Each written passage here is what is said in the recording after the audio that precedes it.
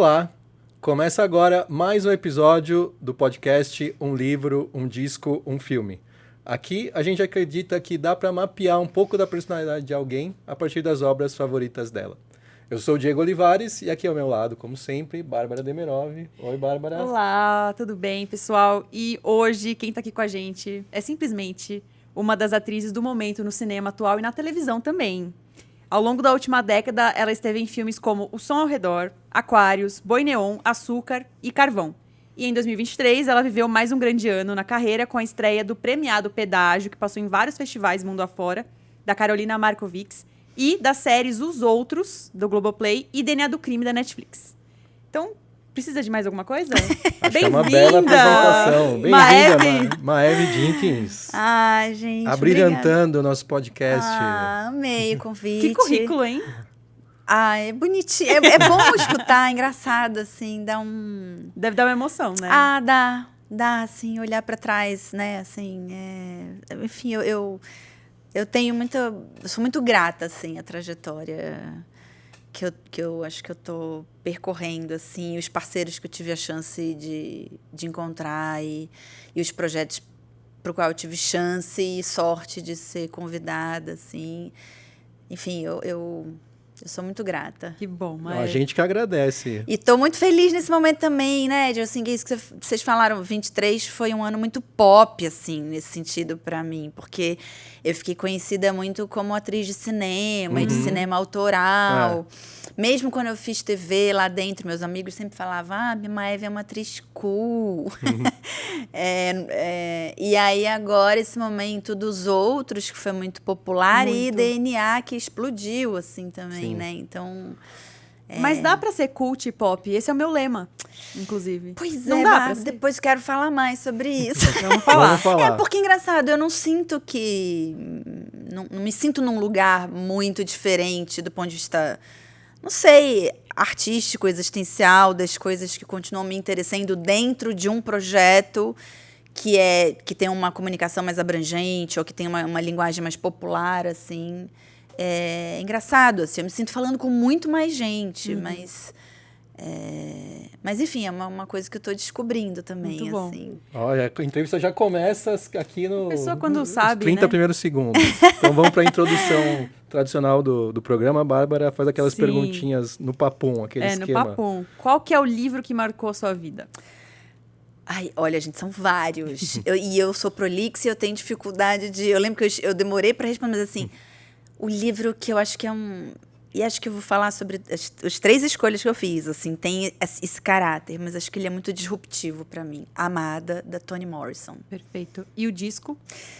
Os Saltimbancos, do Chico Buarque. Eu também poderia citar os Saltimbancos Trapalhões, que é um disco que eu também tenho uma relação muito forte, assim, mas os Saltimbancos, Perfeito. do Chico Buarque. E o filme? O filme 2001, Uma Odisseia no Espaço, do Stanley Kubrick, é um filme que, para mim, é engraçado. A última vez que eu vi isso, eu já vi várias vezes na minha vida, em condições diversas, em idades diversas, e a última vez, o que para mim parecia uma missa, assim, foi religiosa a experiência. Foi no Janela Internacional do Cinema, em Recife, numa exibição no Cinema São Luís. Que é maravilhoso. Lotado. Nossa, que cinema, né? Um cinema gigante, com 1.000 Sim. e tantos lugares, com mezanino, assim. E a plateia, assim, num silêncio Religioso, uma religioso. boa palavra. Mas eu saí, eu chorei nessa sessão. E eu lembro que fui falar com o Kleber Mendonça, é o diretor artístico do festival. E eu fui falar com ele depois chorando. Assim, eu já vi várias vezes esse filme, mas essa sessão, Kleber, essa sessão foi religiosa. Aliás, inclusive. Kleber, a gente está te esperando aqui. A gente fez esse projeto, fez uma lista de pessoas que a gente queria chamar. Estava a Maeve e estava o Kleber também. Porque Isso é verdade, a gente juro acha que mesmo. o Kleber tem tudo a ver com o nosso Vocês projeto. estão de desde o falar início. Eu acho que ele ia Dos render afetos muito. Acho que ia dele. ser muito legal esse bate-papo Então, de vocês. fica aí, ó. Até a Maeve tá te chamando aqui, Kleber. Hashtag vem Kleber. Intimado. Então, bom, a gente vai descobrir ao longo da próxima hora o que essas 3 obras dizem a respeito da Maeve. Então, antes da gente começar, já deixo aquele aviso para você seguir a gente no YouTube, no Spotify, ativar as notificações. Que mais, Bárbara? Em todas as plataformas de áudio e vídeo agora, né? Que esse podcast também é um videocast. E aproveita e também segue a gente no Instagram, no TikTok, que sempre tem conteúdo por lá. É isso. Então vamos começar. A gente vai falar primeiro do disco que a Maeve escolheu. O disco Os Saltimbancos, lançado em 1977, do Chico Buarque. Eu vou ler algumas informações, Maeve, sobre ele, só para, às vezes, quem não conhece tanto, se situar. Então, esse disco é a trilha do espetáculo musical infantil que Chico adaptou de um disco italiano escrito por Sérgio Bardotti e Luiz Henriques Balakov. Por sua vez, inspirado no conto Os Músicos de Bremen, dos irmãos Grimm. Mesmo tendo sido concebido para crianças, a história tem um claro elemento político, já que os 4 animais protagonistas representam o povo explorado pela elite, personificada na figura do Barão, o vilão da trama. Então, Maeve, por que esse disco? Gente, quem me segue já vai falar assim, é óbvio que ela... Engraçado, assim, é isso, né? Hoje eu fiquei pensando, antes de vir para cá, nossa, essas 3 obras, né? Porque eu fui respondendo, assim, mas eu falei, por que essas 3 obras... Mas elas realmente falam muito sobre mim, assim, num lugar muito profundo, assim. Acho que quem me conhece sabe que política é um elemento muito importante na minha vida. Eu venho de uma família muito ligada à política. Mas mais do que isso, assim, né? O álbum é lançado em 77. Eu sou de uma geração que nasceu sob a ditadura, com uma democracia em abertura, em processo de abertura, né? Então, eu nasci em Brasília. Eu lembro de, na minha infância, passar na frente do Palácio da Alvorada e minha mãe falar, aqui mora o Figueiredo, aqui fica o Figueiredo. E aí eu botar a cabeça para fora do carro e gritar, Milico! Seus pais eram de esquerda? Como foi a sua formação? Sempre assim. Meu avô era comunista, era presidente do Partido Comunista e meu avô foi... Assim, em 1964, em abril de 64, né, no golpe, assim, na manhã seguinte, meu avô, o nome dele já estava no jornal como o famigerado Raimundo Jenkins, famigerado comunista Raimundo Jenkins. Então, assim, e eu acho que, de alguma maneira, essas 3 obras dialogam com elementos... e quando eu falo de disruptivos ou de alguma maneira transgressores, num sentido de que, como eu nasci numa família comunista, onde meu avô, que era... E aí as pessoas podem ter as mais variadas ideias sobre comunismo. Eu nem me considero comunista, e não porque eu não admiro os valores do comunismo, mas porque eu tenho tanto respeito por esses valores. Ao mesmo tempo, eu acho eles me parecem tão distantes ainda da gente. Eu acho que tem tanta coisa para ser compreendida coletivamente que eu não... Enfim, eu prefiro, inclusive como artista, que é um tipo de antropologia, de estudo do comportamento humano, pensar... e acho que, essas 3 obras, de alguma maneira, dialogam com isso.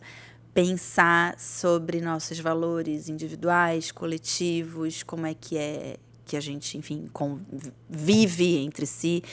Mas o meu avô era comunista e ele foi preso, foi perseguido, a família, enfim, quem viveu aquele período sabe, sofreu 1000 humilhações e perdas materiais, assim, trágicas, assim, de verdade. E a maneira que meu avô, depois disso, ele fica foragido, ele é preso. Família, assim, minha avó tinha 5 filhos nessa situação, com meu avô foragido, depois por muitos meses preso. Quando ele está preso, os filhos, né? E quando ele está foragido também, né? Ou seja, minha mãe, meus tios sofriam vários tipos de humilhação pelos vizinhos, enfim, coisas que eu lembro que quando eu cresci, né, minha mãe já adulta, e minha mãe me contava, me parecia tão difícil de compreender a capacidade de violência ou de perversidade mesmo, humanas. E aí, agora, nos últimos anos, deu para entender um pouco? Exatamente. Perfeito. Muito bom. Perfeito. Eu, inclusive, costumo contar, um dia desses eu falei para minha avó, vó, a minha avó é uma grande contadora de histórias. E inclusive, como meu avô era um leitor voraz, quando ele volta da prisão, ele perdeu o emprego. Ele era gerente de banco do Banco da Amazônia. E ele é demitido nessa situação, inclusive por abandono de emprego, porque ele estava foragido. E quando ele volta, minha avó já tinha ido assim, virar feirante para conseguir ganhar dinheiro para sustentar os filhos. Ela estava com 5 crianças. E meu avô ele usa a relação, porque isso era em Belém do Pará, ele usa a relação que ele tinha com as editoras no Sudeste. Como Belém era muito isolado, assim, muito distante geograficamente, né, assim, então muita coisa não chegava lá nas livrarias. Então ele tinha contato direto com as editoras como leitor. Então quando ele volta da prisão e ele fala, bom, eu não tenho como sobreviver, de repente eu vou vender livros, é uma coisa que eu tenho intimidade, que eu entendo. Então ele começa a entrar em contato com as editoras e vira representante. Daí nasce a Livraria Jenkins, que acho que chegou a completar 50 anos. A livraria se tornou uma... Então, assim, quando eu nasci e cresci, já existia a Livraria Jenkins, e na minha adolescência ela era... A referência. Ela era uma livraria tradicional, era um lugar... Eu lembro de, na minha infância, por exemplo, sei lá, vinha a peça da Fernanda Montenegro se apresentar no Teatro da Paz, em Belém. A Fernanda Montenegro ia na livraria. E vinha peça com, não sei, sabe, assim, tipo, Cacá Carvalho. De vez em quando eu vi os artistas, assim, do livro, que era assim, eles perguntavam sobre lugares ou referência de livraria, aí de vez em quando eu via. Então, se tornou uma livraria referência lá. Muito bom. E, evidentemente, eu acho que... E aí eu acho que talvez junte com a minha personalidade também, assim, um traço existencialista, e junto com essa história familiar, assim, eu cresci com uma necessidade muito grande de compreender, assim. E por isso, de novo, eu não tenho necessidade de me definir. Eu tenho necessidade de compreender. E acho que as minhas escolhas artísticas estão ligadas a isso. E acho que as obras que eu faço acabam sendo contaminadas por isso, e elas, enfim, me contaminam também, assim, né? Acho que é sempre uma maneira de eu investigar, assim, o que é isso que a gente é, o que a gente é capaz de... Como chegamos a esse ponto? É isso que eu ia chegar nesse ponto, inclusive. Durante os anos, quando Bolsonaro foi eleito, porque eu não acreditava que a gente pudesse parir aquilo de novo, assim, né? Eu falava, não, gente, imagina, romântica, né? E, enfim, um traço de ignorância meu também sobre obscuridades, assim, eu acho. E a gente está em bolhas, né? Exatamente, A nossa bolha, a gente sempre fala sobre isso, né? Assim, que... não, mas isso aqui é a realidade. Mas não é a nossa realidade. Tá todo mundo vendo. Tá mas todo não tá mundo todo numa mundo que a bolha. gente conhece. Não todo mundo. Ele tem visões diferentes. E eu acho que eu me dei conta disso nesse momento. Foi um assim. choque de realidade, né? Acho que Foi. pra todo mundo. Foi. O país é muito grande. E aí eu lembro que eu falei pra minha avó, falei, vó, eu cresci com você me contando aquelas histórias, e no fundo, eu nunca verbalizava, e nunca foi uma coisa, inclusive, que eu nem admitia pra mim mesma, mas no fundo sempre tinha uma coisa assim, nossa, como a minha avó é boa contadora de histórias, olha como ela romantiza a coisa, olha como ela dramatiza, porque afinal de contas não é possível que as pessoas fossem tão perversas assim. Não é possível que aquilo acontecesse se as pessoas soubessem e não fizessem nada. Como é que pode as pessoas... E aí, o nosso país elege Bolsonaro, um homem que dizia tudo o que dizia, né? Não durante a campanha, muito antes da campanha, né? E permaneceu dizendo, Sim. e em diversos momentos dos anos Bolsonaro eu dizia, não, agora vai acontecer alguma ruptura. Agora alguém vai fazer alguma coisa. E nada acontecia.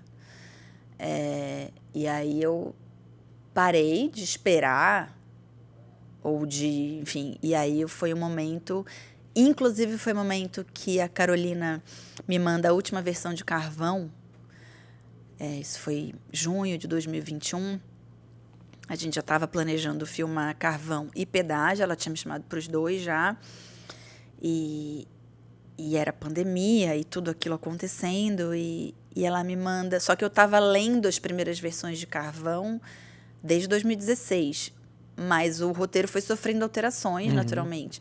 E na última versão de Carvão que ela me manda, o núcleo de violência, o centro nuclear da violência, que nas primeiras versões do roteiro estavam no traficante, no tráfico, ele foi para o centro da família, Exatamente. né? E ali eu li aquele... Nossa, eu me arrepio de lembrar. Eu li, e eu ria, e ao mesmo tempo eu ficava nervosa, e aí eu tive um conflito que eu costumo chamar de conflito de esquerda cristã, uma parcela minha de esquerda cristã, que era assim, não, mas eu não posso falar dessa maneira de uma pessoa de uma classe explorada, não estou autorizada, eu sou uma mulher progressista, eu demando de mim empatia e jamais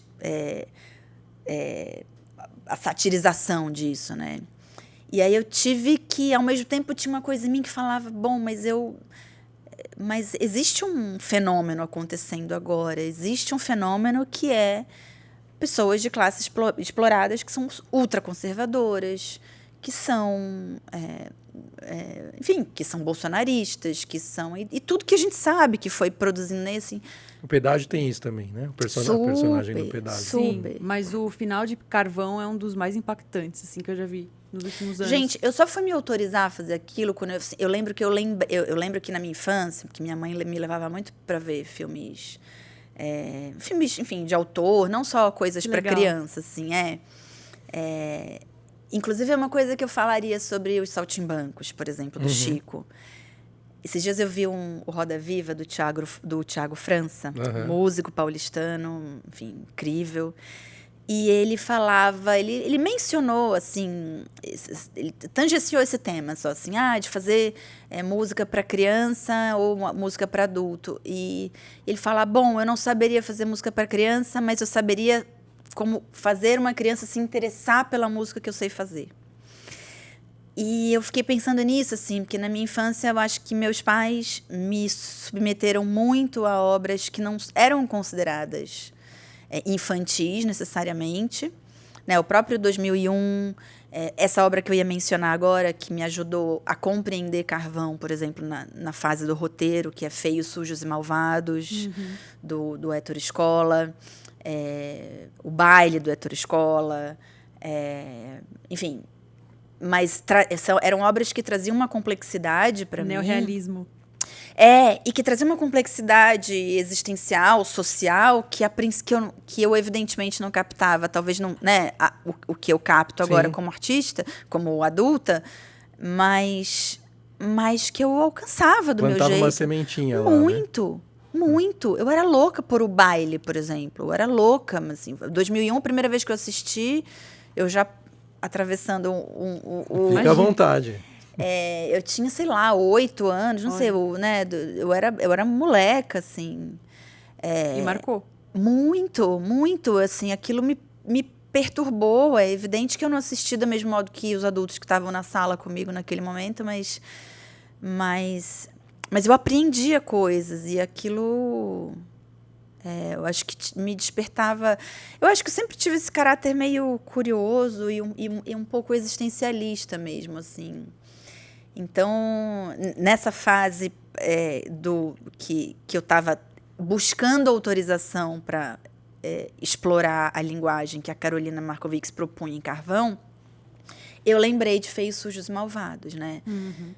E aí eu fui ler Pasolini. Pasolini é um artista que era comunista e que escrevia sobre isso também, né? Ele falava, não, claro que eu tenho o direito de falar sobre a deformação, não é falar ridicularizando, mas assim, é explorar o elemento que é a deformação moral que o próprio capitalismo produz, inclusive nas classes mais baixas, né?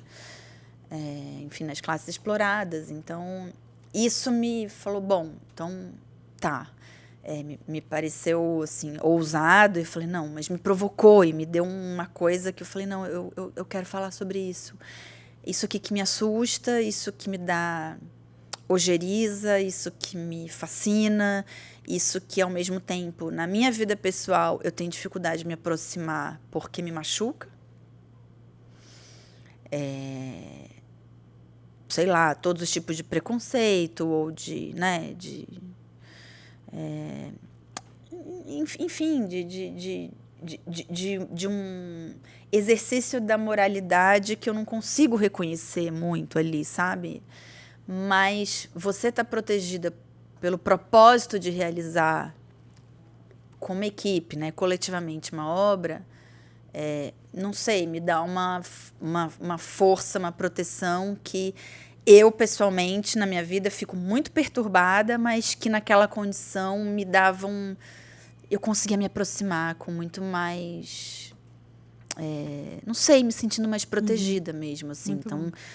foi assim que eu, no Carvão, enfim, fiquei frequentando muita missa e conversando com pessoas, enfim, que são pessoas das mais diversas e cheias de boas intenções, e algumas Sim. com as quais eu me identificava mais ou menos, mas dentro daquele universo ali ultraconservador, num contexto muito delicado que era o da pandemia, sob um governo negacionista, né?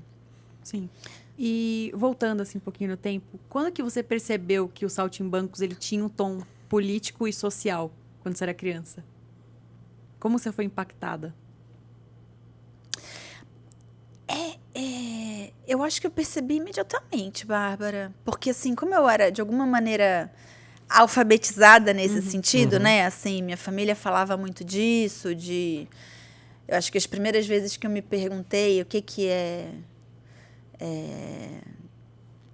comunismo, por exemplo, né? Assim, não sei nem se eu cheguei a fazer essa pergunta, mas de alguma maneira eu fui letrada nisso muito cedo, porque minha família, né? Meu avô, minha mãe, meu pai não é comunista, mas ele é socialista. Então, assim, por todo lado, de alguma maneira, eu percebia uma preocupação. Não sei nem se não lembro de alguém me explicando, mas eu sempre fui cercada por uma hipersensibilidade às explorações que os trabalhadores, né, historicamente sofreram ou sofrem, né? E no caso do meu avô, a luta de vida dele toda era dedicada a isso, assim, né? Então de alguma maneira eu entendia aquela narrativa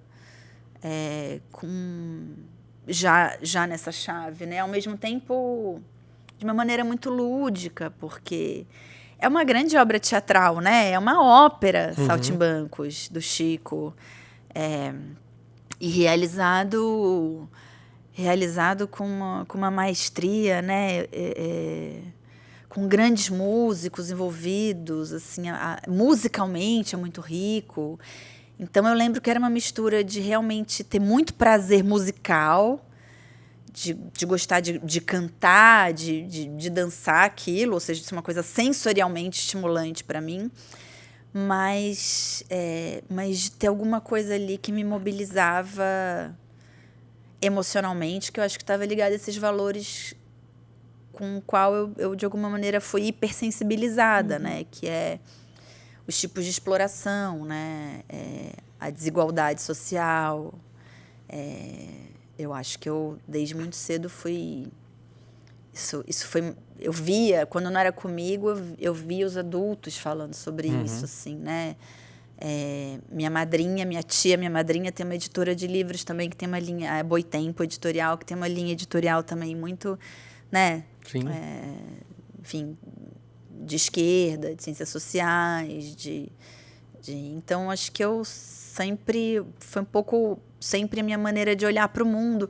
Mas acho que tem uma coisa ali que me emocionava e que talvez tenha a ver com o próprio ato de, sei lá, de fazer cinema, de fazer teatro, que é a força do coletivo, assim, né? E que está muito presente. Todos juntos somos fortes. Total. E aquele crescente, né? Como aquilo vai ganhando camadas, assim. Uma catarse, né? Uma catarse. Eu lembro que eu gostava era quase um ritual afetivo para mim, assim, quando eu tinha um novo amiguinho, uma nova amiguinha escutar junto Saltimbancos. Que legal. E aí, quando os Saltimbancos Trapalhões Adoro. faz o filme e o disco também, era, nossa. E várias obras daquela época, sei lá, Arca de Noé. Engraçado, né? Porque eu fico pensando nessa coisa de fazer obras para crianças ou para adultos. Eu sei que isso é um tema delicado, sim, mas eu sou uma profunda defensora de uma divisão assim mais borrada dessas fronteiras, assim, porque para mim fez muito bem, assim. Eu acho que, sei lá, eu fico escutando. Esses dias eu estava escutando de novo Arca de Noé.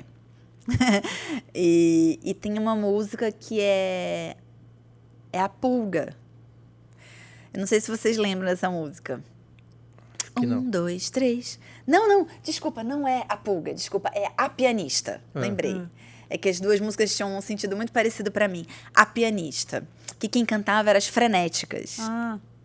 E é maravilhoso, gente, porque se a gente escuta, eu agora, né, adulta, escutando, eu falo, gente, mas é uma música com conteúdo erótico, muito erótico.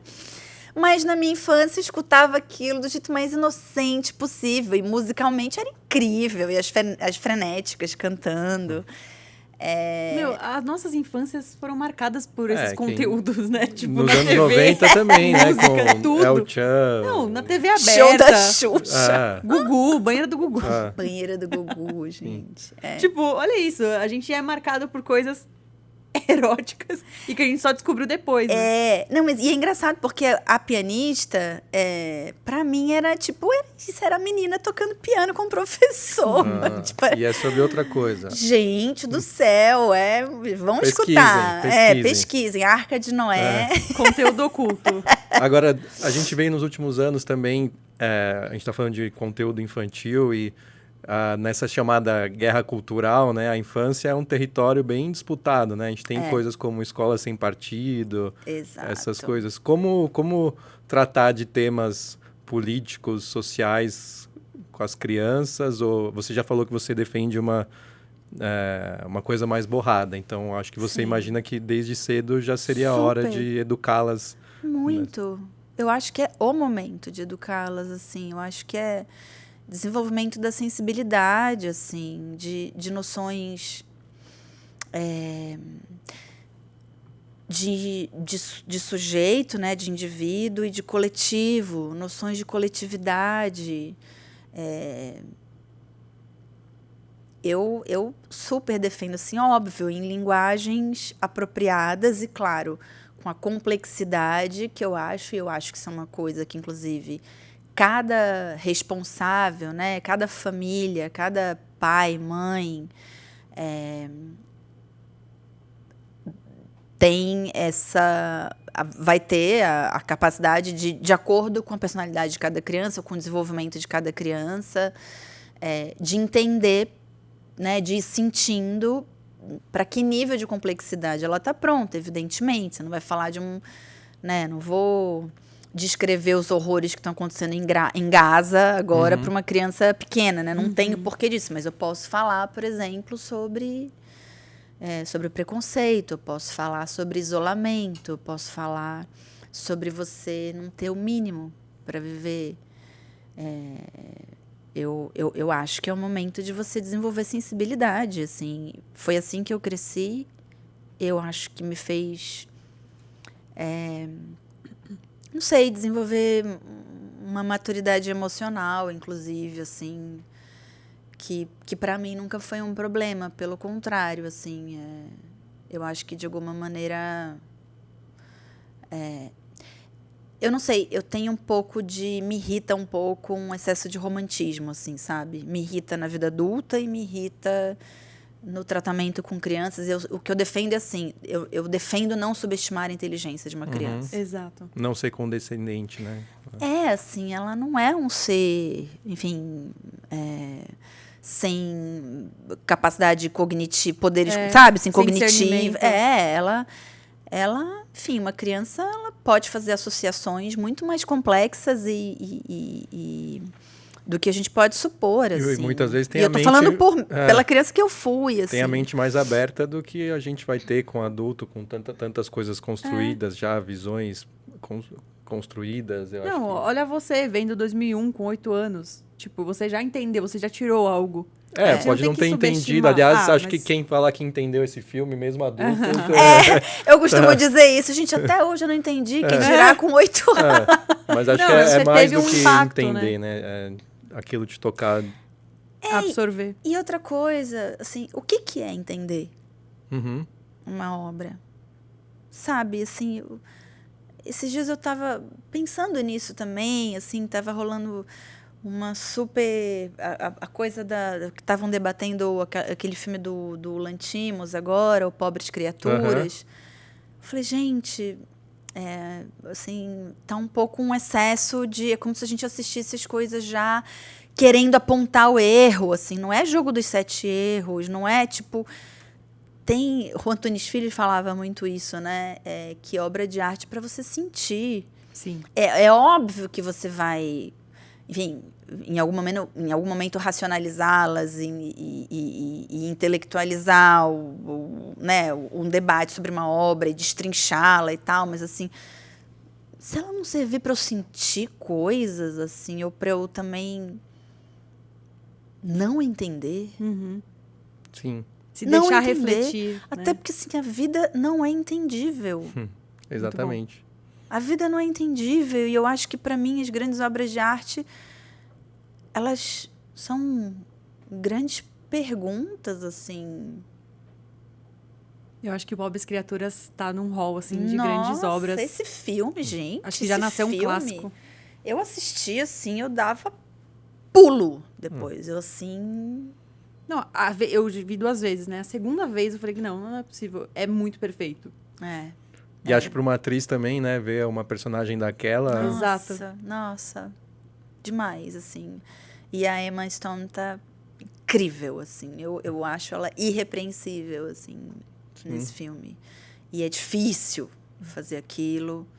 É muito bonito ver a liberdade com que ela faz aquilo. Sim. Muito. Eu vi uma entrevista dela esses dias, conversando com a Olivia Colman, uma chamada, vocês devem ter visto, em que ela fala isso, eu achei maravilhoso, né? Que a Olivia Colman fala, mas as pessoas que fazem essas críticas sobre, porque aí é um diretor... Um olhar masculino. Um olhar masculino, etc. E tal. E as pessoas esquecem que a Emma é produtora do filme. E que ela faz escolhas. E assim...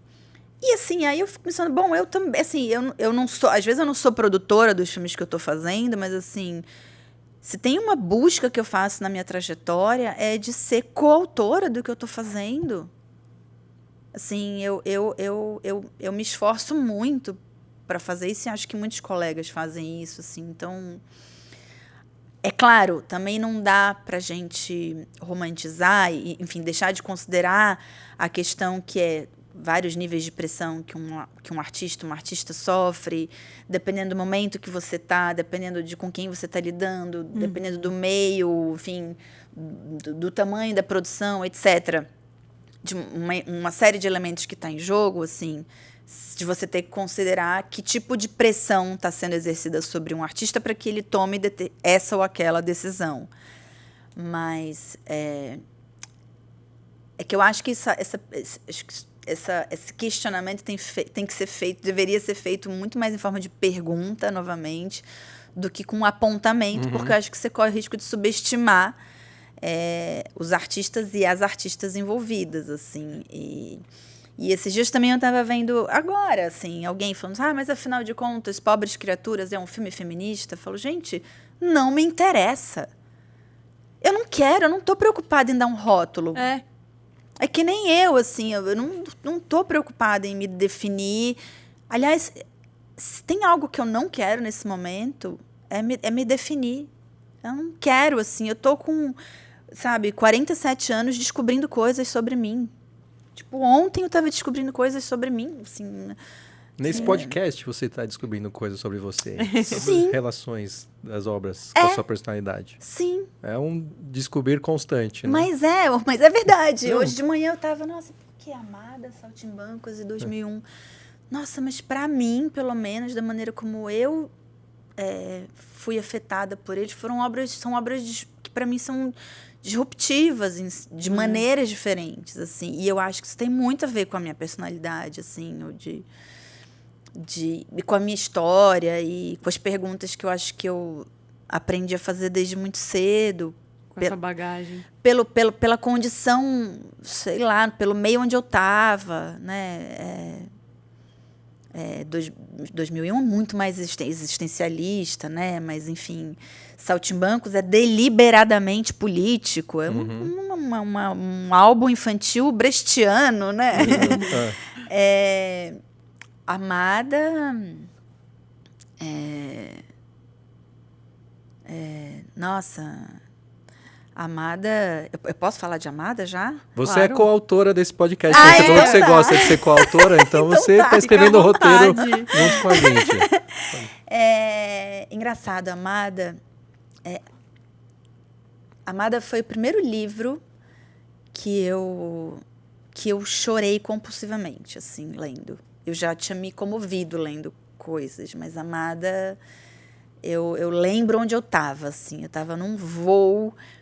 e eu lembro o trecho do livro. Eu vou tentar descrever sem dar spoiler, mas antes de tudo eu recomendo fortemente que vocês leiam esse livro. Posso ler a sinopse do livro antes de você ler? Só para situar as pessoas. Tá, porque 2001, Saltimbancos, acho que muita gente conhece, né? Amada, talvez ainda muita gente não conheça. Quem não conhece, procure saber, porque é um livro premiado lá nos Estados Unidos, né? E eu amei que a transição de bloco foi feita por você. Foi muito bom isso.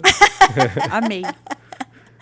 Que honra estarmos aqui sendo guiados pela Maeve também, né, nesse gente, roteiro. Pra mim. Deixa eu ler a sinopse, então, do Amada, que é um livro de 1987, escrito pela Toni Morrison. Ele se passa em 1873, poucos anos depois da abolição da escravidão nos Estados Unidos. Uma mãe lida com fantasmas do passado enquanto tenta criar a filha jovem e recebe a visita de um antigo conhecido. Entre idas e vindas no tempo, o livro descreve a brutalidade da época, mas também encontra espaço para o afeto e um toque de realismo fantástico. Então, agora sim, Maeve, fala o trecho que te emocionou desse livro. Vocês sabem que depois que eu li Amada, eu decidi que acho que isso durou uns 2 anos da minha vida, inclusive, eu só leria mulheres pretas. Olha, quantos anos você tinha quando você leu? Isso foi, não tem tanto tempo, isso foi 2016 que eu li Amada. 8 anos. E eu decidi que não ia mais entrar nenhum autor ou autora que não fosse mulheres pretas. Porque eu acho que, enfim, eu não me considero uma mulher negra. Tô falando isso aqui porque eu já vi e me fascina isso. Muita gente me fazendo essa pergunta, né? Já teve gente que falou, mas você se define... Por que você não se define negra? E eu lembro que para essa pessoa eu perguntei, mas por que você não me pergunta por que eu não me defino uma mulher indígena? Porque meu pai é indígena. E ok, eu entendi a pergunta dessa colega. E por outro lado tem pessoas que falam assim, mas você, negra, você, indígena, imagina, você é branca. E eu, assim, de novo, eu passei muito tempo, porque eu tô nesse limbo, né, que as pessoas pardas, assim, hoje se fala um pouco mais sobre isso, que as pessoas pardas estão, e tem gente que nem gosta desse termo, tem gente que, enfim, é isso. Eu fiquei me debatendo muito com isso um tempo, mas se tinha uma coisa que eu não me via, nunca me vi na minha vida, é com a mulher branca. Então, às vezes que as pessoas me falaram, mas você é uma mulher branca. Nossa, e quem são essas pessoas para te falar isso, assim? Deve ser muito Pois incômodo. Engraçado.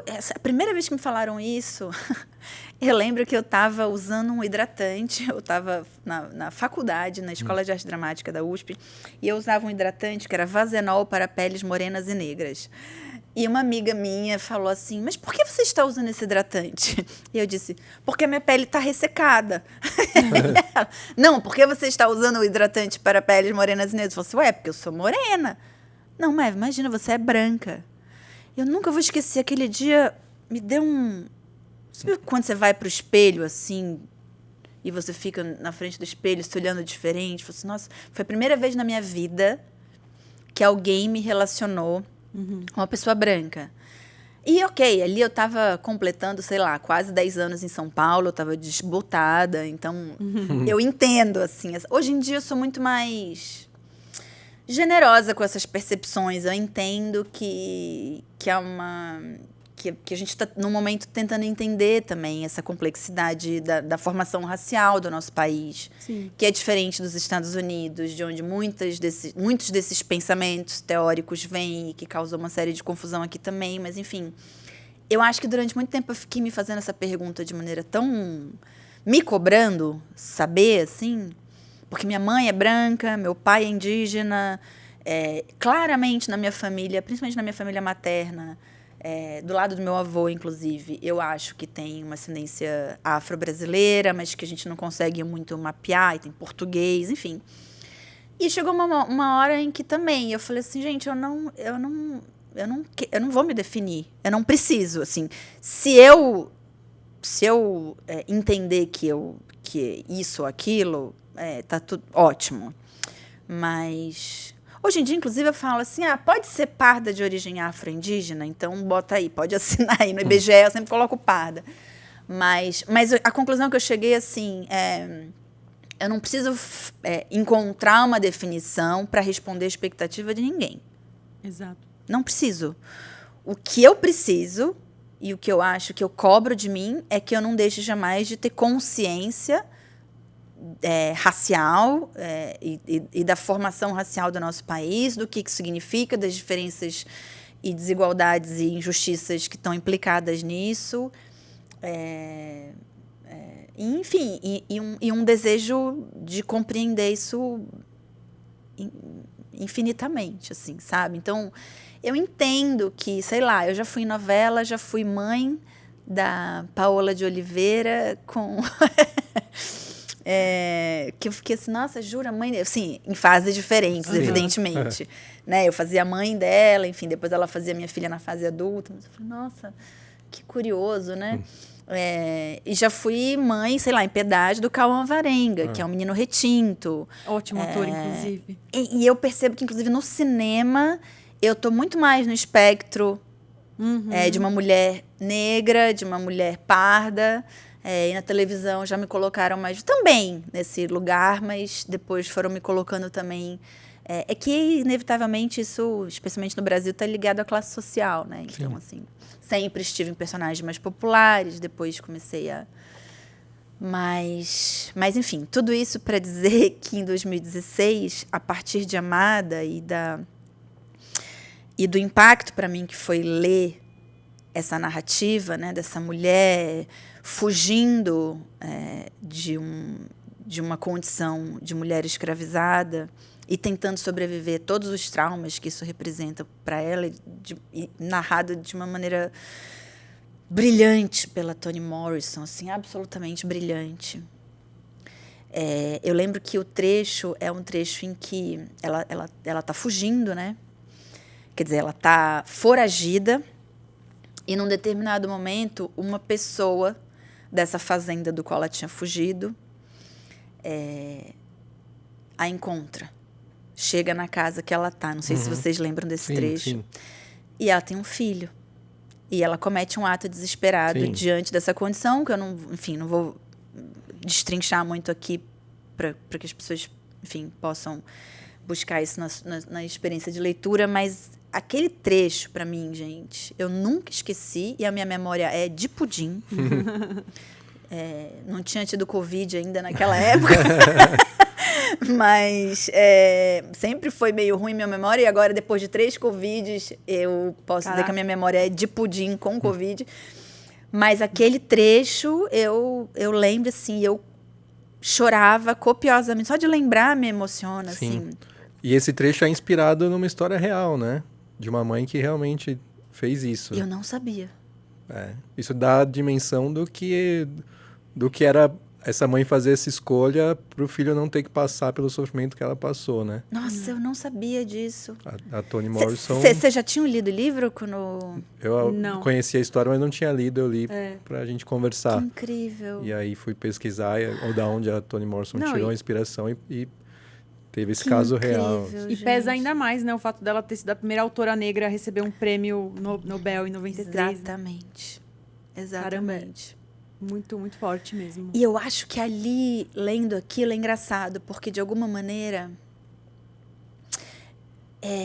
Eu acho que a maneira como a Toni Morrison consegue narrar isso, juntando, enfim, história, inevitavelmente política,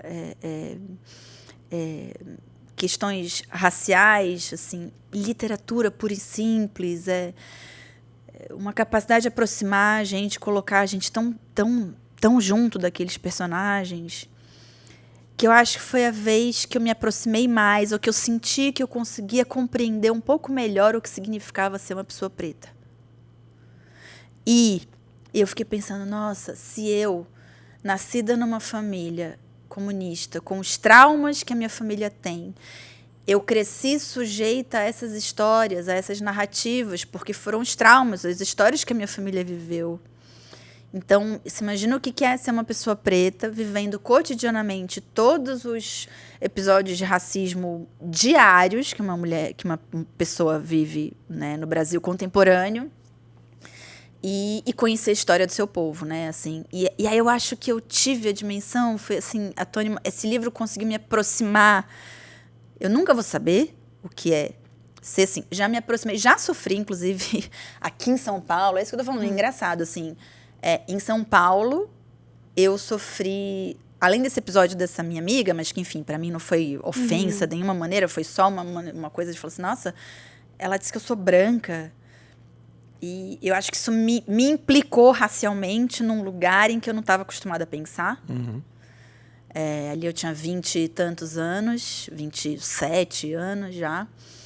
E em São Paulo, para ver como o racismo é pesado, né, no Brasil, eu sofri racismo em São Paulo.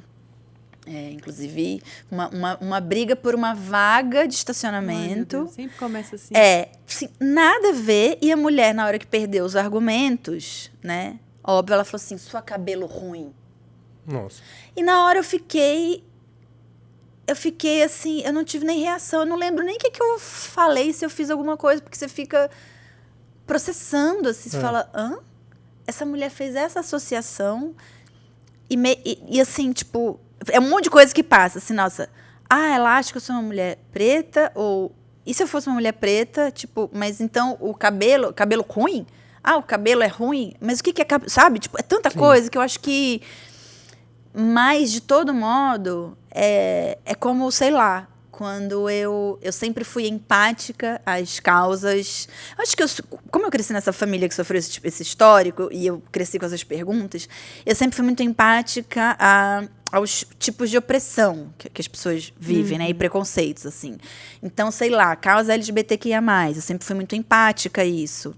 Até eu me entender como uma pessoa bissexual, até eu me entender numa relação lésbica e falar, nossa, mas uma coisa é eu ser empática. Você estar do outro lado do espelho é outro rolê. É outro nível de dor, assim, inimaginável, assim. É outra maneira que o mundo te recebe, que as pessoas te olham, né? E eu tô falando isso porque ler Amada, né? Se eu já era empática a todos os tipos de opressão relacionados a racismo e a desigualdade social, etc., a narrativa da Toni Morrison me coloca dentro da coisa. Se é que isso é possível, né? E ali eu falei, nossa, então é violento assim existir nesse lugar, existir com essa história pregressa, com a história do seu povo, assim, nesse... E aí foi aí que eu decidi, eu falei assim, não, eu só vou ler Mulheres Pretas. E aí fui ler, sei lá, li A Caminho de Casa, que é outro livro, assim, não sei se vocês conhecem, outro livro que eu super indico. A Caminho de Casa. É um livro que conta a partir da história de duas irmãs, que, se eu não me engano, são irmãs gêmeas, no continente africano. Desculpa, gente, não vou lembrar o país. Enfim, no continente africano. Numa tribo que elas são escravizadas por outra tribo, né? Como acontecia. E uma delas... vai contando toda a história de gerações, elas são separadas, então você tem todas as gerações a partir dessa irmã que permaneceu no continente africano, e a outra que acaba parando na América Central, América do Norte. E que termina a sua jornada nos Estados Unidos. Então, assim, a partir dessas duas jornadas, ele vai falando da história, ela vai falando da história do processo de escravização, né, dos povos negros, até, enfim, o tipo de racismo contemporâneo que a gente viu. Mas, assim, é incrível o livro, assim. E eu também chorava copiosamente, assim. Aí depois eu comecei a abrir para autores pretos também. Não, então tá. Então agora li um monte de mina... Agora eu vou ler os homens pretos também. Aí fui ler Avesso da Pele. Aí fui ler Torto Arado. Mas, enfim, Amada, eu acho que abriu um portal, assim, pra mim, sabe? Você falou um pouco como a arte pode ter esse poder de te transportar, de colocar na pele de outra pessoa, né? De outra vivência. Denunciar um pouco isso, mas também a arte pode ajudar a curar algumas feridas? Olha, eu acho que sim, assim, eu acho acima de tudo que é muito pessoal, assim, a relação com que a gente... Esses bichinhos vivos que são as obras, porque eu acho que são bichinhos vivos, assim, eles são quase, sei lá, organismos, são vírusinhos, assim... Eles vão agir diferentemente em cada organismo também, eu acho. Mas eu posso falar como espectador e eu posso falar como agente, enfim, da indústria cultural. E, para mim, nos dois casos, sim. Eu responderia. Acho que, por exemplo, fazer carvão em 2001... sob os anos Bolsonaro, nesse momento em que 2021, eu dizia... Né? Desculpa, 2021. Eu falei 2001? Eu já tô querendo que daqui a pouco a gente... Tá tudo interligado. Para mim, foi profundamente curativo. Porque eu estava num momento de profunda descrença e desapontamento com o que a gente produz coletivamente, com a repetição de uma tragédia histórica coletiva depois de ter vivido a ditadura militar, depois de todas as violências que a gente, né, foi capaz de produzir coletivamente, e tão recentemente. Eu estava muito machucada, assim. Eu teve um período que eu fiquei meio deprimida, inclusive, assim. Eu lembro que eu andava na rua, claro, era pandemia, então tinha coisa de você ter o medo, enfim, né, do vírus, né, por si próprio, enfim, dessa coisa do medo do outro e tal. Mas tinha uma outra dimensão que era com aquela máscara e você olhar no olho das pessoas, sei lá, quando você esbarrava em algum lugar na calçada, na rua, né, a gente não estava circulando tanto, mas mesmo assim eu olhava para as pessoas e ficava assim, mas o que tem dentro dela? Quem que ela votou? Mas ela compactuou com o quê? O que ela normatiza? Acho que muita gente... O que ela está naturalizando? Doido, né? Eu fiquei muito.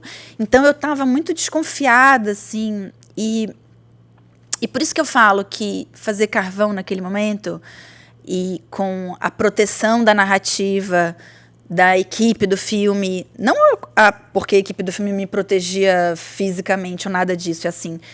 Eu vou ter essa conversa aqui agora, eu vou escutar esse tipo de coisa que, para mim, me machuca. Mas uma coisa é eu escutar uma Eve, pessoa física, só para mim, para minha vida, que eu fico meio perturbada às vezes, ou outra coisa assim, tá, eu vou escutar aqui porque o meu propósito é compreender. Mas por que essa pessoa pensa desse jeito? Mas o que que aconteceu na vida dela, Isso. na história dela, que moldou o olhar dela desse maneira. Como é que ela chegou nesse ponto de vista que acho que me ajudou a... Assim, a minha busca, naturalmente, é ter sempre essa postura. Acho que é o ideal. Em qualquer relação, seja ela jurídica ou pessoa física. Mas nem sempre eu consigo. Assim, sendo muito honesta. Às vezes, para mim, é muito difícil, especialmente depois dos anos recentes que a gente viveu. Imagina, a gente filmou Carvão em julho de 2021, julho e agosto. Se eu não me engano, foi final de agosto ou foi setembro que teve o episódio da Prevent Senior, que é a seguradora de saúde especializada em pessoas idosas que simplesmente... Ótima relação com o filme, né? Inclusive. Não, quando aconteceu aquilo... Era, tipo, uma empresa fazendo o que as pessoas do filme fazem. Sendo que eu ainda consigo entender mais a Irene até do filme, que sim. assim, não sei se foi o tipo de eutanásia que ela tinha acesso, não sei se que nível de mentira ela contou para ela mesma que permitiu que ela fizesse aquilo, mas no fundo ela também ia se beneficiar enfim, é complexo, né? Mas assim, essa investigação moral, assim.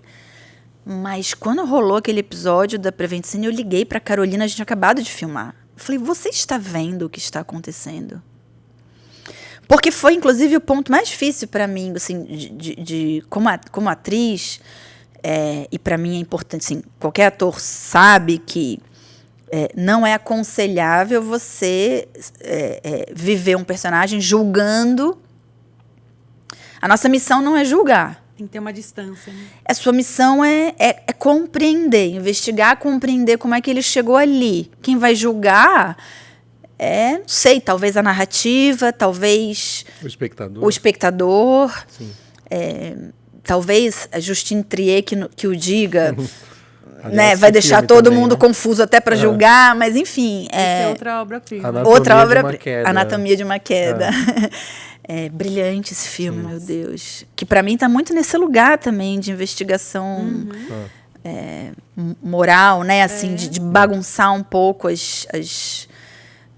os elementos, assim, porque é isso, eu sinto que a gente está num momento histórico de uma certa ansiedade para definir as coisas, de uma certa ansiedade para rotular, uma certa ansiedade para julgar. E aí eu tô me implicando também, gente, que enfim, aí eu acho que tem uma questão, nossa, sei lá, química e bioquímica, sei lá, dialogando com os algoritmos. Exato. Sabe, assim, acho que tem uma coisa muito louca que a gente está vendo, um fenômeno louco que a gente vive hoje em dia, mas que é isso que a gente que está produzindo na gente cotidianamente. A gente se apressa em... E é o que a gente estava falando antes, de viver em bolhas. A gente fica ali no Twitter, nas redes sociais, a gente acha que é um mundo assim, mas a gente sai do celular. E elas foram projetadas para exacerbar o pior lado nosso, né? Exatamente. Pra deixar tudo aflorado. Exatamente. E você acha que esse período que a gente está vivendo poderia ser mais abordado em livros, em filmes, ou outro período da história brasileira, assim? Porque o livro, né, o Amada, ele aborda um período bem complicado dos Estados Unidos, no Brasil, assim. Sim. Você fala desse momento... Se você acha que esse momento atual Momentos pode ser difíceis rendem boas obras de arte? melhor. Pois é. Engraçado que quando a gente... Logo que o Bolsonaro foi eleito, eu lembro que a gente ficou falando muito sobre isso. As pessoas chegavam até a fazer piadinha, né? Nossa, pelo menos eu acho que vão produzir boas obras de arte, fazendo um paralelo com a ditadura. Eu não pensei nisso.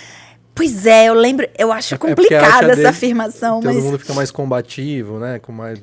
Tem pelo menos um primeiro ímpeto, né? De retribuir de alguma forma. Eu não sei, assim, sendo muito honesta, eu me sentiria leviana se eu respondesse com um sim ou não. Eu acho que... Eu vou falar por mim, assim... Eu acho que esses momentos não é nem sobre ser difícil, mas que esses momentos que desafiam a nossa compreensão sobre o mundo, desafiam a nossa compreensão, que obrigam a gente, que foi um pouco o que eu fiz nesse período. Eu estou falando em primeira pessoa porque eu só posso falar sobre a minha experiência, né? Assim, mas eu dei uma volta. Eu olho para Maeve, por exemplo, de 2016, 2017, ela é muito romântica. Já não eram anos tão fáceis, né? Já não eram, exatamente. 2016, o golpe midiático, jurídico da Dilma Rousseff.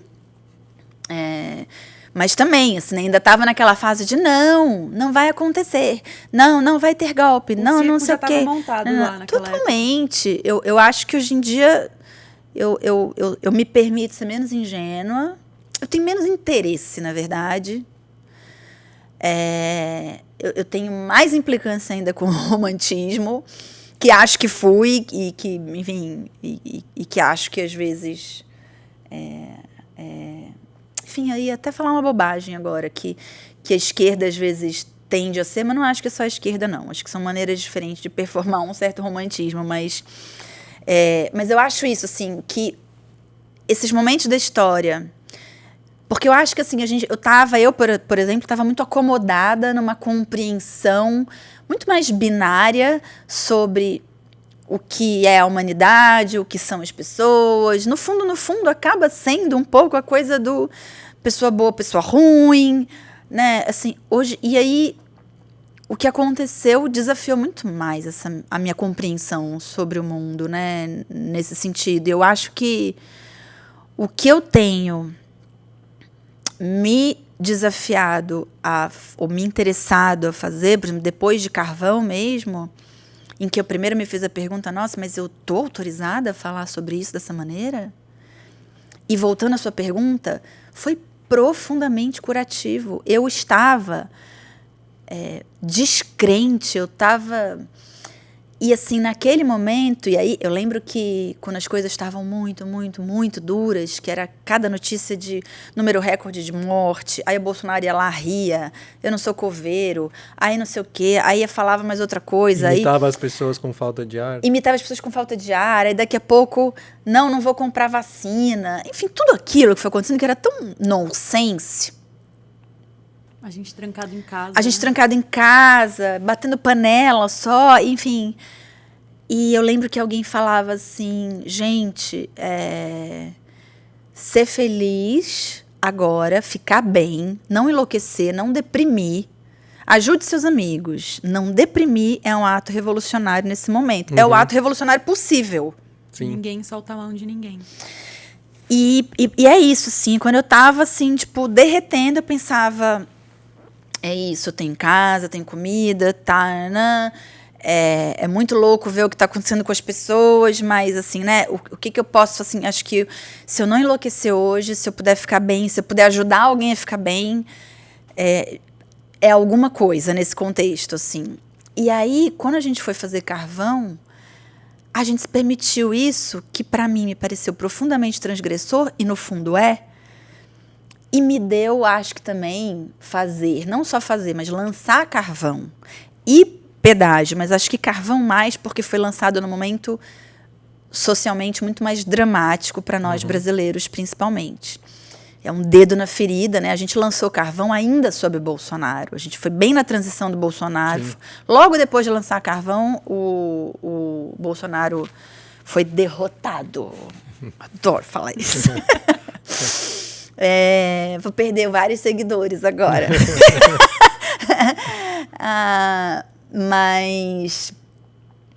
Mas aí, naquele contexto, essa linguagem que a Carolina propõe, que coloca tudo, né? Esses dramas, essas tragédias, mas o patético disso, o absurdo disso, o ridículo disso, e como isso é risível. E, claro, eu como personagem não ria, mas eu estudando, eu ensaiando, eu pensando sobre isso, claro que a gente Então, aquilo foi muito curativo para mim. Falar assim, tá, não, eu posso rir disso, sim. Eu não só posso, como eu devo. Porque isso aqui é que é risível. Sim. Então, isso para mim foi... E é engraçado porque me deu uma outra dimensão do nosso conservadorismo, que foi outra fantasia que eu desfiz nesses anos, né? De que o Brasil é um país super aberto, liberal, etc. Não é. Nós somos um país super conservador. Inclusive, nós estivemos na vanguarda do conservadorismo. Muito louco a gente se dar conta disso. Quando era Bolsonaro, falou, gente, que loucura. Nós somos, nesse momento do mundo, a vanguarda do conservador. A vanguarda do atraso. Sim. Então, assim, se eu permitir rir disso e isso me gera mil alquimias, assim, isso vai gerar mil químicas celulares aqui que vão me trazer mais vida, sim, eu vou rir, sim. Se é essa revolução que eu sou capaz de fazer agora, então é isso que eu vou fazer agora, sabe? E o Pedágio, ele levou algumas críticas por causa disso, inclusive, sim. né? Porque ele tira sarro da cura gay e tal, faz aquilo numa chave de humor, de fazer piada, mas teve gente que achou, até gente da esquerda mesmo, né? Que achou que não se brinca com isso. Mas, gente, mas é isso, essa é a esquerda fundamentalista cristã, que eu, enfim, falo, inclusive, em primeira pessoa. Estou sujeita a ela também, mas, assim, eu me dei conta, lançando os 2 filmes, eu me dei conta de como a gente é conservador esteticamente, artisticamente, assim. Porque, sei lá, os argentinos, por exemplo, eles têm muito mais interesse e intimidade com esse humor ácido, com esse humor sombrio. Não livra eles de elegerem o Milley, né? Total, exatamente. Sei lá, na Suécia, o filme foi até premiado lá, né? Na Itália, em Toronto mesmo, na Inglaterra, assim, o inglês britânico, eles têm muito essa coisa do humor sombrio, né?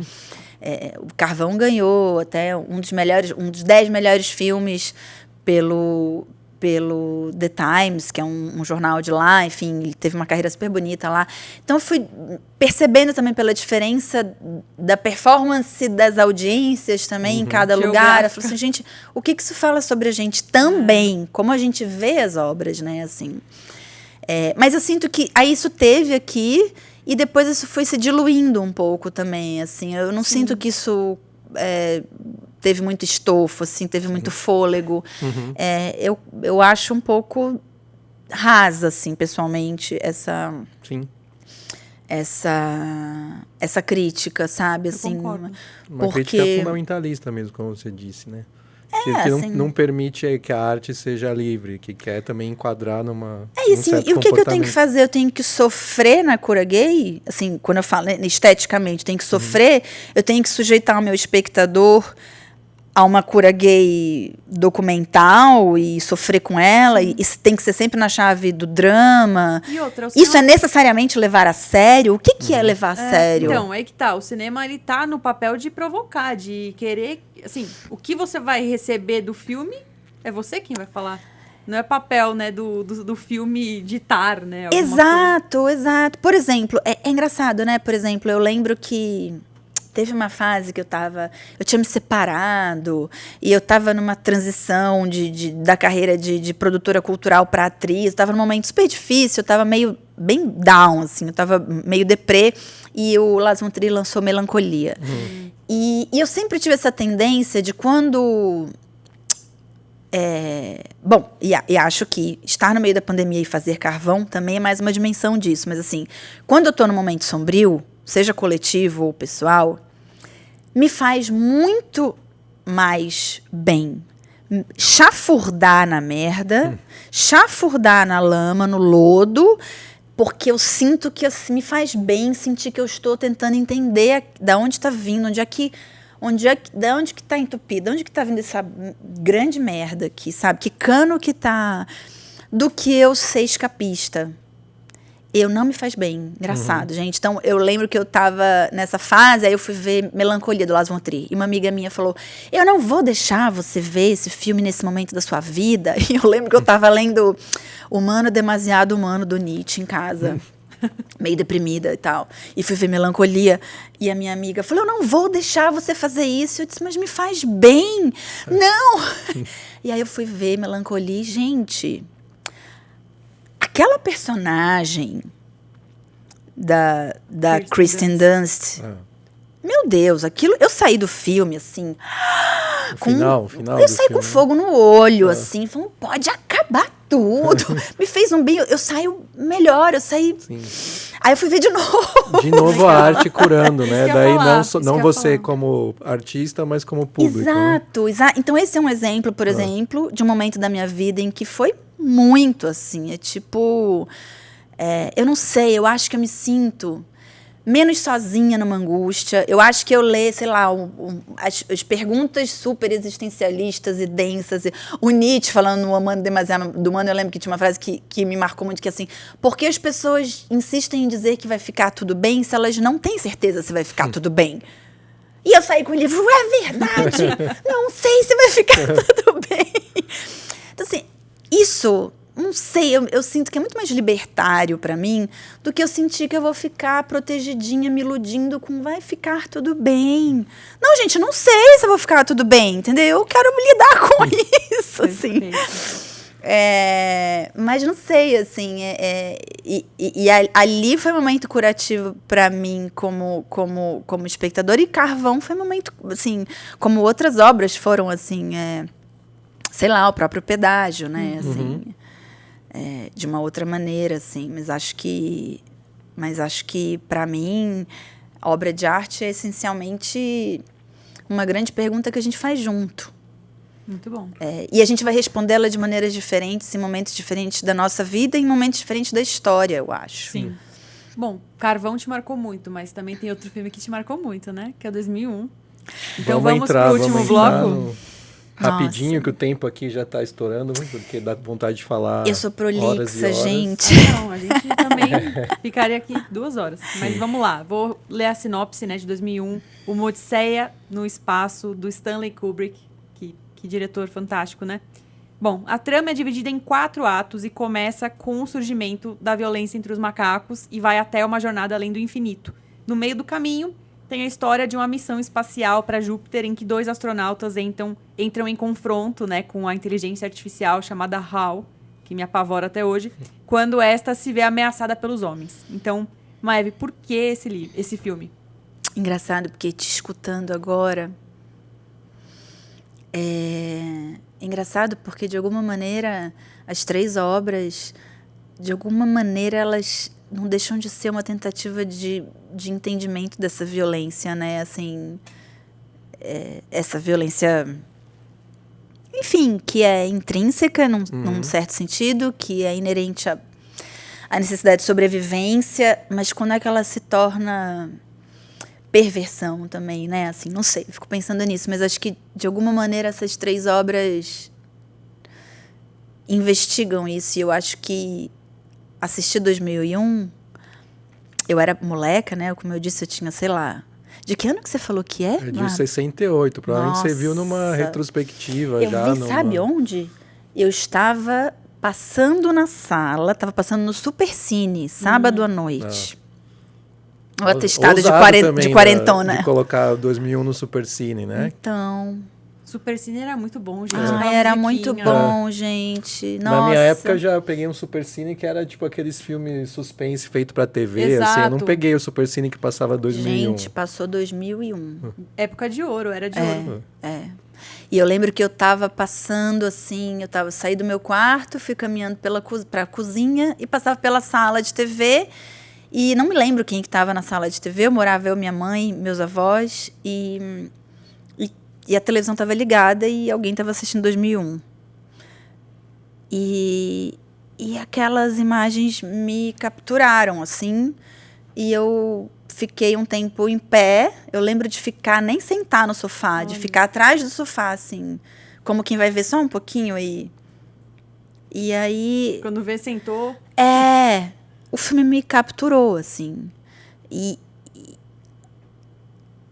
eu achei misterioso, e eu não entendia muito, ao mesmo tempo era absolutamente fascinante, mas enfim. E eu lembro que eu fiquei com esse filme muito tempo. Volto a dizer, como tantos outros, eu acho, assim, que meus pais me permitiram acessar, assim, nessa idade. Acho que um pouco mais velha eu vi O Baile, Asas do Desejo, do Wim Wenders, me marcou muito também, eu lembro. Esses filmes, enfim, que não eram feitos para crianças, mas que... Engraçado, eu acho que, de alguma maneira, o universo infantil, assim, por assim dizer, não respondia todas as minhas perguntas. Quer dizer, tampouco esses filmes, mas, assim, eu me sentia mais próxima, acho que, dessa sensação de... Porque acho que é isso, assim, não sei nem se eu formulei direito isso há pouco, mas eu me sinto menos sozinha existencialmente. Então alguém fora de mim também pensa sobre essas coisas, ou também sente, ou também não entende algo. Você se sente desafiada, né? Você gosta de obras assim, né? Sim. E agora eu quero fazer uma pergunta sobre um elemento que está entre a gente, né? Que é a inteligência artificial. Então, eu queria saber quais elementos humanos uma inteligência artificial, um chat GPT, nunca seria capaz de imitar. Qual elemento humano?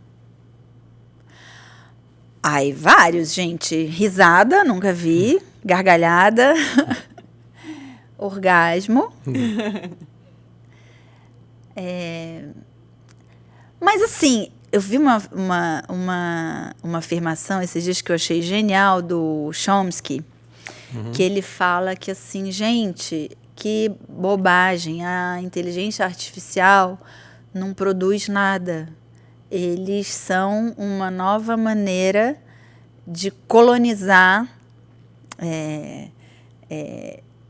a autoria ou o pensamento de outras pessoas. Eles absorvem, porque é isso que, né? Eles absorvem e eles deglutem aquilo, né? Assim, eu achei muito boa essa definição dele. Me fez olhar também um pouco diferente, assim, para a inteligência artificial, assim. Enfim, tô muito longe de compreender esse fenômeno. Como todos nós, me fascina. Mas é muito doido como o Kubrick conseguiu ver isso em 68. Muito louco. É muito louco, Aquela gente. cena, Esse filme me assusta, assim, num nível... Como é moderno esse filme. Pra quem não viu o filme ainda, o Hall é tipo uma Alexa que fica lá dentro da... É uma super Alexa. Cara, mas é sombrio, assim, como ele usa o silêncio, né, da máquina nessa cena do Open the Door. Eu lembro que eu vi quando era criança a primeira vez e me assustou pra caramba. E sabe uma coisa engraçada que me veio agora à mente, respondendo a tua pergunta também, além dessas não sei, que é o que nos torna humanos também. Fúria. Porque eu lembro uma coisa que me assustava no Al, que ele fazia tudo isso, que era completamente, enfim, é muito assustador, mas sempre ele tem a voz muito calma. Exato. Sim. Ele é muito gentil. Você que tá bravo. Que ele é o maior gaslight da história. Total. Assim, não, querido, tá tudo bem. Você tá Estou brava? apenas protegendo você. Então, assim... É o meme, né? Mas você tá brava, definido. Agora a gente tá falando do Hall, né? Que é um dos maiores vilões. Olha, em português. Um dos maiores vilões... O chat GPT não faria esse erro. Do cinema, acho que é o Hall, né? E recentemente eu li um livro, não sei se você já leu, Maeve, que é aquele livro A Máquina do Caos, que fala de redes sociais e como elas reprogramaram o nosso Eu sei qual é o livro, não li ainda. E aí termina justamente fazendo um paralelo, o autor, ele escreve lá 300 páginas e a conclusão dele é que as redes sociais, elas são o Hall. E falou que quando o Hall estava lá tendo se virando contra os humanos, ninguém no cinema tá pensando, nossa, mas o Hall, ele fez tanta coisa boa, ele ajudou as pessoas a se conectarem, ele fez isso. Todo mundo falou, não, pelo amor de Deus, desliga o Hall. E hoje, por que a gente não fala, pelo amor de Deus, vamos desligar as redes sociais? Pois é, né? Deu tela azul aí, né? Nossa, deu. Mas né? Assim, desestabilizando nações inteiras, um planeta inteiro. Sim. Configurando a E maneira como a gente se Com essa relaciona. desculpa de ser pro nosso bem, né? Exatamente. Eu lembro que eu saí do Facebook em 2014. Eu fui filmar Boi Neon. E eu tinha esse hábito, quando eu ia fazer um longa, eu saía um tempo. E o Facebook eu já estava sentindo que estava tomando demais, assim, do meu...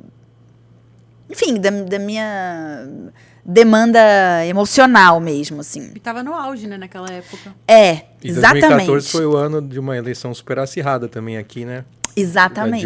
Da Dilma com a decidida Aécio. lá nos últimos minutos da apuração. E desde então, no dia seguinte, já estavam falando de impeachment dela. Então, exatamente. Foi o início de tudo. Tinha vindo de 2013 do não só pelos 20 centavos. Então, aqui no Brasil estava plantando essa sementinha também da discórdia nas redes sociais, né? Tava já florescendo. E aí eu lembro que eu botei uma mensagem, gente, vou sair para filmar agora, né? Não, vou ficar um pouco fora. Mas no fundo eu estava planejando não voltar mais. E não voltei. E naquela época o Instagram era muito ainda um app de fotos, de fotinho, com filtro. Tipo, era muito... Um lugar seguro. Inocente. Um refúgio. E aí eu lembro que E aí eu tava já há uns anos, acho que foi 2018, que eu tava Mentira, 2017, 3 anos depois, eu tava 3 anos já sem Facebook. O Instagram já tava um pouquinho mais hipertrofiado, mas ainda não tava... e eu lembro que num debate de festival de cinema, inclusive, com toda enfim, como é que eu posso dizer assim? Com todas a inquietação desejável que é natural de um lugar onde você está, enfim, assistindo e debatendo obras, e todas as paixões que isso gera, eu lembro de, num debate, notar uma maneira de se colocar que já era isso que a gente hoje em dia está muito mais claro, que é essa dificuldade, essa ansiedade de julgar, de apontar o dedo, dificuldade de escutar o outro, o interesse muito menor em debater ideias, na dialética, né? Ou seja, em colocar em atrito duas ideias que não são, né, que são supostamente distintas, mas o que o atrito entre elas gera de... Mas eu lembro que tinha uma maneira de se colocar ali que eu lembro que me deu uma sensação muito maluca. Eu estava 3 anos longe do Facebook e eu vi as pessoas discutindo no debate e eu falei, gente, mas essa maneira de assim, parecia que eu estava vendo um feed. Eu falei, eu saí do Facebook, mas o Facebook tá aqui. Eu fiquei muito chocada, assim. E foi quando eu comecei a pensar sobre, nossa, como essa parada ela configura a gente, assim. O livro fala exatamente isso. Esse é a Máquina do Caos. Depois dá uma... Esse é um pequenininho? Porque eu sou péssima de título, gente. Não, ele é um livro... Tem umas 300 páginas, uma capa azulzinha. Não, tá. Eu sei qual é, mas... Tá, esse eu não li. Eu li um outro que era... Não sei quantos motivos para você desligar as suas redes sociais. Esse eu li. Mas esse que você tá falando, eu sei qual é, mas eu não li. Mas é louco, assim, porque a gente sabe disso. Sim. É uma droga. Uma droga é a mais poderosa das drogas, né? A gente sabe disso. Mas a gente tá lá. A gente ficou meio refém disso, né? Porque também é uma ferramenta de trabalho, mas... Dá mais pra você, né, Maeve? Eu tô muito no momento tentando entender isso, assim. O que eu quero também... Assim, no fundo, assim, como é que eu faço uso disso sem deixar tanto que isso me use, sabe? Assim, como ser dono, né? Tipo, dessa realidade, não deixar isso te guiar. Porque é silencioso, é assustador. A tecnologia, a gente fica refém. Não sei, assim, acho que tá um pouco servindo de válvula de escape para uma série de angústias coletivas e pessoais, e ao mesmo tempo fazendo a gente desaprender a conversar, gente, a dialogar, assim. Eu tinha tenho um Twitter que sempre foi super flopado, porque eu não ficava lá, tipo, me metendo em polêmica, ou tipo, ai, dane-se, sabe? Tipo, não... Eu ia lá e botava uma noticiazinha, ou isso, aquilo, né? Aí teve um episódio sobre pirataria, que eu me coloquei, e pronto, virou um, assim, e tudo bem, tá tudo certo, assim, falei o que eu queria, no momento que eu queria, mas assim, chegou um momento em que aquilo não era um diálogo mais, eu falei assim, gente, não, isso não... De rede tem muito pouco, de social tem menos ainda, assim, então, tipo, tudo bem, gente, assim, as pessoas estão estrebuchando, não sei, a gente está para descobrir ainda, não sei, o que vai ser daqui a...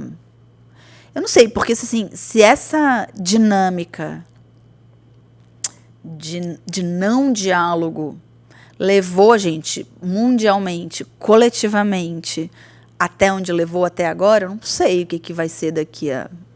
Não sei, a ver, né? Assim, não sou uma pessoa de natureza pessimista, mas sou uma pessoa de natureza curiosa, assim. Mas fiquei pensando, não, gente, assim... Então se é para só ter uma coisa histérica aqui, sabe? Tipo, não. É porque as pessoas estão muito... assim, propensas a sempre ler a gente pode postar qualquer coisa, e as pessoas vão ler e já querem discordar. Parece que tá todo mundo já disposto a encontrar um erro, a encontrar uma racha pra brigar, assim. É o que você falou, é o não diálogo. As pessoas não estão mais se ouvindo. Não. Por isso não, que aqui porque é muito você legal, fala... né? Porque aqui a gente ouve, a gente entra muito. Assim, é muito raro. É como um ator com pouca experiência ou pouco talento, que assim, a gente fala que assim, quando você está em cena, a coisa mais desejável é você, apesar do nervosismo, apesar de toda aquela equipe gigante, apesar de toda a pressão, apesar, né, você, que é um exercício meditativo mesmo, você ser capaz de estar presente, escutar de verdade a pessoa e responder a ela verdadeiramente. Uhum. É isso, parece que as pessoas são um monte de ator ruim numa cena com roteiro ruim, assim, sabe? Porque, tipo, ninguém se escuta. Aí você fala uma coisa, a pessoa responde outra. Não, mas não foi isso que eu falei. Ou responde com uma outra pergunta. Responde com outra... tipo, ai, tá bom.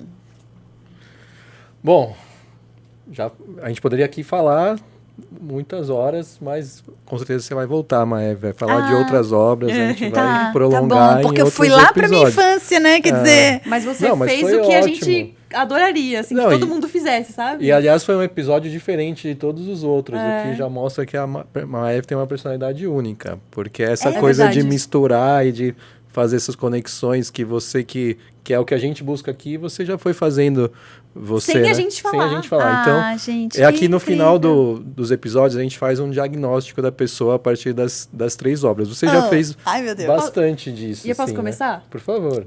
Bom, eu diria... Eu pensei em muitas coisas enquanto você falava. Assim, várias palavras. Então, uma palavra que eu peguei muito é empática, né? Que você chegou a falar que você é empática. Eu acho que num mundo em que não existe mais diálogo, é muito raro, você é uma pessoa humana, muito humana. E as obras que você escolheu, eu acho tão bonito, Maeve, porque são obras... Até fico emocionada, assim, porque são obras com tecnologia, mas são obras que sempre tem uma pessoa com coração tentando furar coisas muito rasas, muito frias. E você vem com calor, com afeto, com empatia para tentar furar essa bolha e trazer humanidade para o mundo. E tá faltando humanidade no mundo, sabe? Eu acho que você traz muito um afeto, assim, tipo...